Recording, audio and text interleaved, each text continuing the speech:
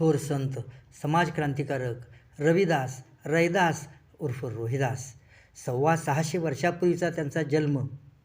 त्यांनी अवघा भारत जागृत केला इथल्या वर्णवर्चस्ववाद्यांच्या विरोधात, वैदिकांच्या विरोधात, ब्राह्मण्यवाद्यांच्या विरोधात आणि समता, बंधुता, न्याय,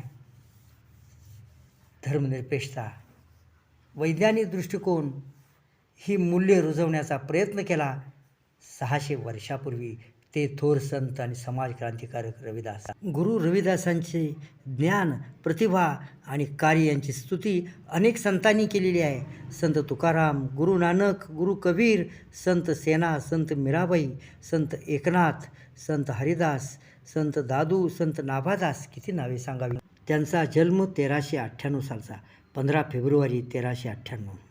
जन्मगाव काशीपासून जवळच असलेलं, कोणी म्हणतं मांडूर, माडगुळी, गोवर्धनपूर, मतभेद आहेत थोडे. वडिलांचं नाव रघुराम आणि आईचं नाव रघुराणी, त्यांच्या पत्नीचं नाव लोणाबाई. संत मीराबाई त्यांच्या शिष्या.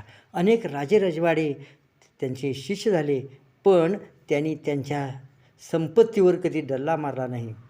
स्वतःची उपजीविका, कुटुंबाची उपजीविका त्यांनी कष्ट करूनच केली, चप्पल शिवूनच केली.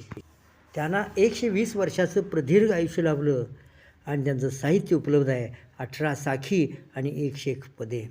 भारतभर सुप्रसिद्ध असलेल्या या महान संताचं साहित्य इतकं कमी कसं विरोधकांनी नष्ट केलं, हे त्याचं कारण आहे. जे साहित्य आहे त्यामधून त्याने अनेक संदेश दिलेत. एका ते म्हणतायत, चाम के हम भी, चाम के तुम भी, चाम के है जग सारा, चाम बिगर कौन है जीव, कह रविदास चमारा. मी रविदास म्हणतायत की सगळंच चमड्याचं आहे, तुम्ही आणि आम्ही सगळेच चमड्याचे आहोत, आणि मग तुम्ही आमच्यात भेद का करतात? हा ब्राह्मण आणि तो शूद्र, हा भेद करणं चूक आहे. ते म्हणतायत, मुसलमान असो दोस्ती, हिंदू अनसो कर प्रीत, रविदास ज्योती सब राम की सभय अपने मित. सगळेच माझे मित्र आहेत. मी मुसलमानांशी दोस्ती करतोय आणि हिंदूंच्यासुद्धा प्रेम करतोय. आजसुद्धा राष्ट्रीय एकात्मतेसाठी आवश्यक असणारा विचार त्या काळात या ग्रस्तांनी सांगितलेला आहे. ते म्हणतायत, मस्जिद सो कछु घिन नहीं, मंदिर सो नहीं प्यार, दो मह अल्लाह राम नहीं, कह रविदास चमार. अहो, मशिदीत पण देव नाही आणि मंदिरात पण देव नाही, तिथं अल्लाह आणि राम नाही आहे. मंदिर मस्जिद दो एक है, इन मह अंतर नहीं, रविदास राम रहमान का झगडू कोण नाही. मंदिर आणि मशीद एकच आहेत, त्यात काहीच अंतर नाही. राम रहीम एक आहेत, त्यात झगडा कशासाठी करताय? हिंदू मुस्लिम ऐक्याचा विचार 600 वर्षापूर्वी त्यांनी सांगितलेला आहे. आज देशात हिंदू मुस्लिम दंगली घडवून, द्वेष पसरवून मतं मिळवणाऱ्यांनी हा विचार एकदा वाचून घ्यावा, म्हणून हा माणूस मोठा बनला. ते म्हणतायत, थोता मंदिर भोग विलासा, थोती आन देव की आसा, साचा सुमिरन नाव बिसासा, मन बच कर्म रहे रविदासा. हो, मंदिरातले भोग, तुम्ही वेगवेगळे कपडे घालता, वेगवेगळे गंध लावता, शेंडी ठेवता, काही त्याचा उपयोग नाही. हे सगळं खोटं आहे, लोकांना फसवण्याचं काम आहे. फक्त तुम्ही स्वतः कर्म चांगलं करा तरच तुम्हाला देव भेटू शकतो. हा एक मोठा विचार त्यांनी त्यामध्ये सांगितलेला आहे. ते म्हणतात, पराधीनता पाप हे, जान लोहरे मीत, रविदास दास प्रधीन सो कौन करे हे प्रीत. पराधीनता म्हणजे कुठल्या तरी चुकीच्या विचाराखाली, त्या काळामध्ये असणाऱ्या ब्राह्मण्यवादी विचाराच्या खाली तुम्ही तुमची मान तुकवू नका. अशा पराधीनमध्ये काही तुमचं जगणं खरं नाही. तुम्ही स्वतःच्या ताकदीवर उभा राहा, विचार करा, डोकं वापरा. ही गोष्ट संत रविदासांनी त्या काळामध्ये सांगितली आहे. चरित्र वेद किया खंडवती, जन रैदास करे दंडवती. त्यांनी 4 वेदांचं खंडन केलं, स्वतःच रविदास सांगतायत. म्हणजे ज्या काळामध्ये वेद हे श्रेष्ठ समजले जात होते आणि वेदाशिवाय दुसरं काही ऐकायचं नाही, अशी परिस्थिती होती, त्या काळामध्ये त्यांनी वेदावरती टीका केलेली आहे. जग में वेद वैद्य जाने, पडत समज कछु न आवत. वेद पाठ केले म्हणजे तुम्ही शहाणे होत नाही, त्यासाठी तुमचं वर्तन चांगलं असावं लागतं. तेव्हा वेदाला किंमत न देणारे, वैदिकांच्या या विषमतेला किंमत न देणारे विचार त्यांनी त्या काळात मांडलेले आहेत. रविदास हमारो रामजी दशरथ करी सूत नाही, राम हमऊ मही रमी रहयो बिसव कुटुंब ही माही. अहो, दशरथाचा पुत्र राम आमचा राम नव्हे. आमचा राम हा सर्वांना सुखात ठेवणारा, सर्वांना एकत्रित करणारा असा राम आहे. म्हणजे वर्णव्यवस्थेचं समर्थन करण्यासाठी रामाचा जन्म झाला असं सांगणारे तुलसीदास कुठं, आणि आमचा राम हा सर्वांना एकत्रित करणारा आहे सांगणारे रविदास कुठं. तोडून पाती पूजून देवा, सहज समाधी करू हरी सेवा, अनंत कोटी ब्रह्मांड को स्वामी, घटघट व्यापक अंतर्जामी.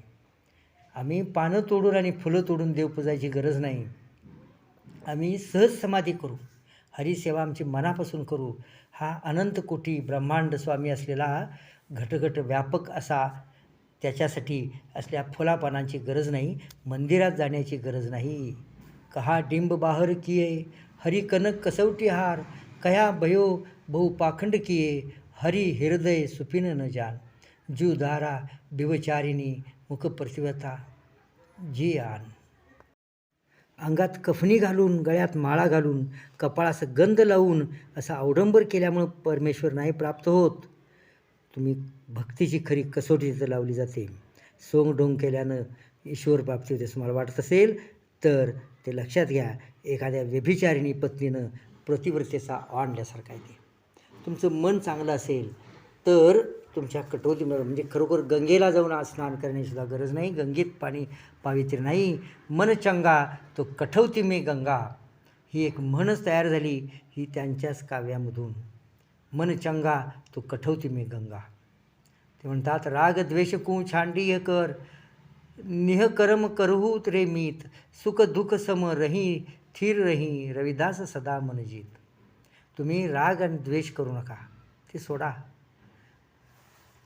सुखदुःखावर सुद्धा तुम्ही स्थिर राहा, आणि तरच तुम्ही खरोखर स्वतःच्या मनावरती ज्यावेळी कंट्रोल कराल, त्यावेळी मन जिंकाल, त्याचवेळी तुम्ही ईश्वर प्राप्त करून घेऊ शकता.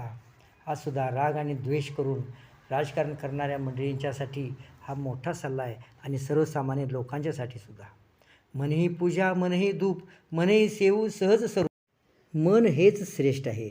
मनाचीच पूजा करूया, मनाचीच धूप घेतली पाहिजे. मनाला जर नियंत्रित केलं आणि सगळ्या विकारावर नियंत्रण आणलं तरच आपण सदाचारी बनू शकतो. मनाची ऐक्य किंवा मनावरती नियंत्रण ठेवणं हे किती महत्त्वाचं आहे त्यांनी सांगितलेलं आहे. रविदास सत्य करी आसरे, सदा सत्य सुख पाय, सत्य इमान नाही छोडिये, जग जाय जऊ जाय. सत्याने प्रामाणिकपणाने वागणारा मनुष्यच खरा सुख उपभोगू शकतो.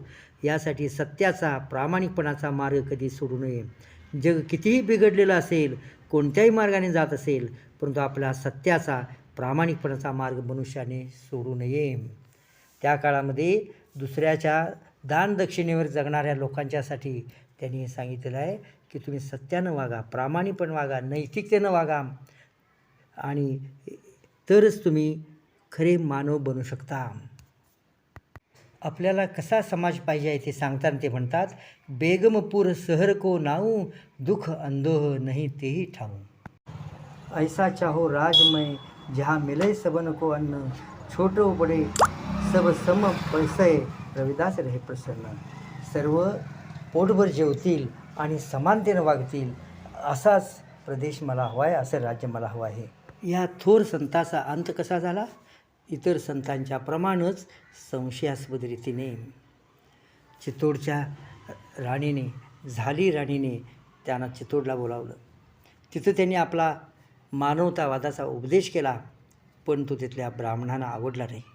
ब्राह्मणांनी त्याला म्हटलं तुमचं जानवं दाखवा.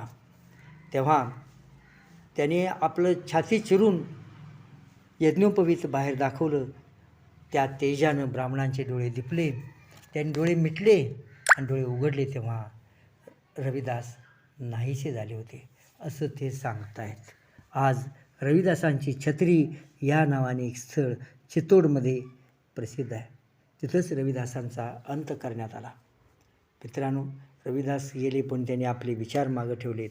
बंधुभावाने वागा, मानवतेनं वागा, द्वेष करू नका, राग करू नका. वेद खोटे आहेत, अवडंबर खोटा आहे, मंत्रतंत्र यात शक्ती नसते, मंदिरात देव नसतो. मनापासून भक्ती करा आणि इतरांना मदत करा, त्यातच तुम्ही खरे देव बनू शकता. म्हणजे वारकरी संतांनी सांगितले विचार किंवा फुले शाहू आंबेडकरांनी सांगितले विचार हे त्या काळामध्ये रविदासांनी सांगितले.